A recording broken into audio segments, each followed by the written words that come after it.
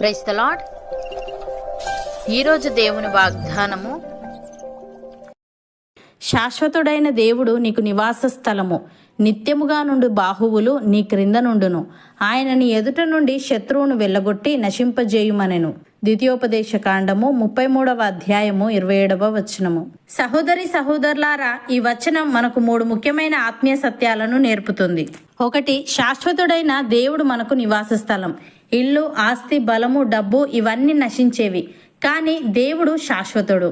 ఆయనలోనే నిజమైన భద్రత ఉంటుంది. నివాస స్థలం అంటే మనిషి రక్షణగా, విశ్రాంతిగా, భద్రతగా ఉండే స్థలం. మన ఇల్లు భౌతికంగా ఒక నివాసం, కానీ అది శాశ్వతం కాదు, కూలిపోతుంది. దొంగలు దొంగిలించవచ్చు, అగ్ని లేదా విపత్తులు నాశనం చేయవచ్చు, కానీ దేవుడు శాశ్వతుడైన ఆశ్రయం. ఆయనలో మనకు స్థిరమైన భద్రత ఉంటుంది. దేవుడు మార్పు లేనివాడు కాబట్టి మనం ఎలాంటి కాలంలో ఉన్నా ఆయనలో మనం సురక్షితంగా ఉంటాం.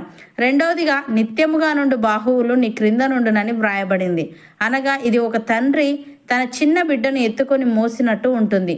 బిడ్డ జారిపోకుండా తండ్రి బలమైన భుజాలు కాపాడతాయి. అదేవిధంగా దేవుడు తన బాహువులతో మనలను మోసి కాపాడుతాడు.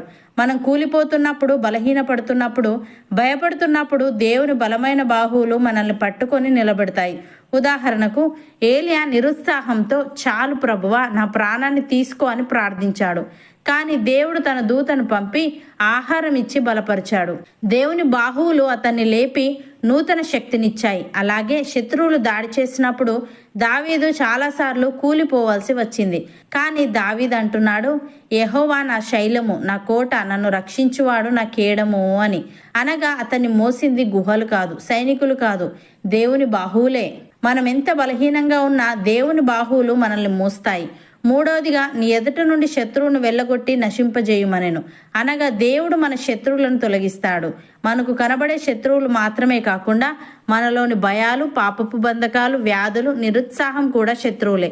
దేవుడు మన ముందర నడిచి శత్రువులను తరిమివేసి మనకు విజయాన్ని అనుగ్రహిస్తాడు. ఇజ్రాయేలీయులు ఐగుప్తు నుండి బయటపడినప్పుడు ఫరో సైన్యం వారిని తరుముతూ వచ్చింది, కానీ దేవుడు వారిని కాపాడాడు. చివరికి శత్రువులు సముద్రంలో మునిగిపోయారు. దేవుడు మన ముందు నడిచి శత్రువులను తరిమివేయను అనే దానికి ఇది స్పష్టమైన ఉదాహరణ. భక్తుడు ఈ విధంగా అంటున్నాడు, దేవుడు మనకు ఆశ్రయమును, దుర్గమునై ఉన్నాడు. ఆపత్కాలంలో ఆయన నమ్ముకొనదగిన సహాయకుడు. కావున భూమి మార్పు నొందినను, నడి సముద్రములలో పర్వతములు మునిగినను, వాటి జలములు ఘోషించుచు నురుగు కట్టినను, ఆ పొంగునకు పర్వతములు కదిలినను మనము భయపడము. సైన్యములకు అధిపతియగు యెహోవా మనకు తోడై ఉన్నాడు. యాకోబు యొక్క దేవుడు మనకు ఆశ్రయమై ఉన్నాడు అని. ప్రియులారా, దేవుని కృప ఎంతో అమూల్యమైనది. నరులు ఆయన రెక్కల నీడను ఆశ్రయించుచున్నారు.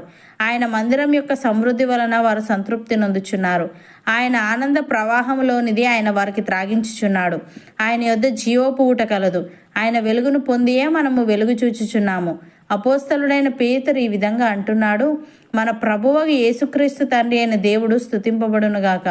మృతులలో నుండి యేసుక్రీస్తు తిరిగి లేచుట వలన జీవముతో కూడిన నిరీక్షణ మనకు కలుగునట్లు, అనగా అక్షయమైనదియు, నిర్మలమైనదియు, వాడబారనిదియునైన స్వాస్థ్యము మనకు కలుగునట్లు ఆయన తన విశేష కనికరము చొప్పున మనలను మరలా జన్మింపజేసెను.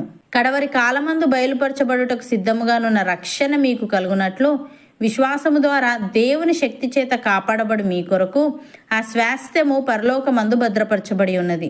ఇందువలన మీరు మిక్కిలి ఆనందించుచున్నారు గాని అవసరమును బట్టి నానా విధములైన శోధనల చేత ప్రస్తుతమున కొంచెము కాలము మీకు దుఃఖము కలుగుచున్నది.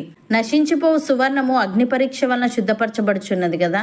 దానికంటే అమూల్యమైన మీ విశ్వాసము ఈ శోధనల చేత పరీక్షకు నిలిచినదై యేసుక్రీస్తు ప్రత్యక్షమైనప్పుడు మీకు మెప్పును, మహిమయు, ఘనతయు కలుగుటకు కారణమగును అని. సహోదరి సహోదరులారా, మీరు విశ్వసించు అతి పరిశుద్ధమైన దాని మీద మిమ్మును మీరు కట్టుకొనుచు, పరిశుద్ధాత్మలో ప్రార్థన చేయుచు, నిత్య జీవార్థమైన మన ప్రభువగు యేసుక్రీస్తు కనికరము కొరకు కనిపెట్టుచు, దేవుని ప్రేమలో నిలుచున్నట్లు కాచుకొని ఉండుడి. సందేహపడు వారి మీద కనికరము చూపుడి. అగ్నిలో నుండి లాగినట్టు కొందరిని రక్షించుడి.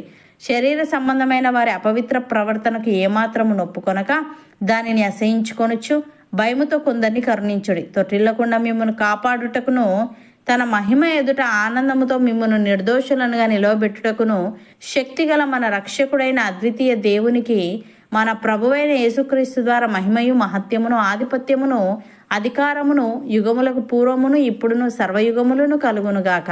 అవును అన్నవారు నాతో పాటు ప్రార్థనలో ఏకీభవించండి.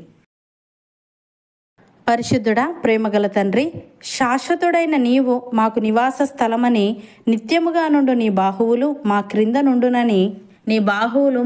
నుండునని, నీవు మా ఎదుట నుండి శత్రువును వెళ్ళగొట్టుదువని మేము మా బలంపై కాకుండా నీ బలంపై ఆధారపడాలని తెలియజేశావు. తండ్రి, నీకు స్తుతులు.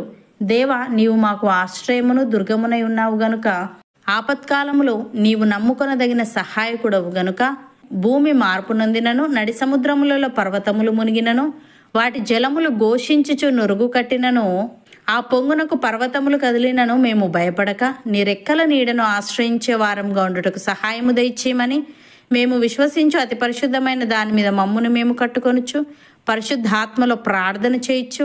నిత్య జీవార్థమైన నీ కనికరము కొరకు కనిపెట్టుచు నీ ప్రేమలో నిలిచినట్లు కాచుకొని ఉండుటకు కృపచూపమని, తొట్టిల్లకుండా మమ్మను కాపాడి నీ మహిమ ఎదుట ఆనందముతో మమ్మను నిర్దోషులనుగా నీవే నిలవబెట్టమని యేసుక్రీస్తు నామమున ప్రార్థిస్తున్నాము తండ్రి. ఆమెన్.